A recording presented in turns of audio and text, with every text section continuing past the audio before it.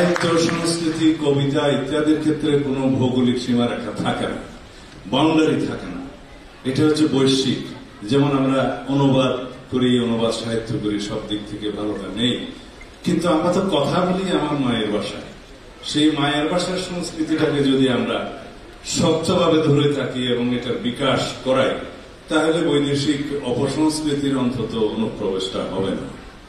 আমাদের সংস্কৃতিকে সমৃদ্ধ করার জন্য আমরা দরকার হলে পৃথিবীর বিভিন্ন শিল্প, সাহিত্য, গানের ক্ষেত্রকে আমরা করব, খুঁজব, অবগাহন করব, নিয়ে আসব, সমৃদ্ধ করব, কিন্তু নিজেদের সংস্কৃতিকে অবশ্যই ঊর্ধ্বে তুলে ধরতে হবে।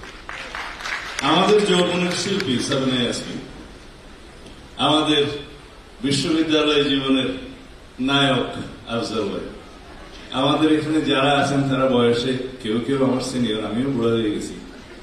তো আমাদের এখন এগুলো স্মরণে আসে, সেই সময় সংস্কৃতি চর্চা কি অবস্থা ছিল, বর্তমান কি।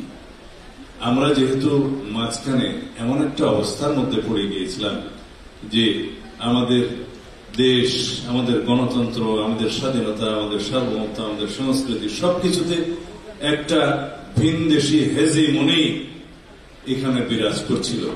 এই হেজিমনিটা যাতে আমাদের সংস্কৃতির ক্ষেত্রে আর বিচরণ না করতে পারে, আমরা আমাদের সংস্কৃতিটাকে, আমাদের সমস্ত অঙ্গনকে এভাবে যেন সাজাতে পারি, সেটা বলে আপনাদের আর বিরক্ত উদ্যোগ না করে আমি বিদায় নিচ্ছি।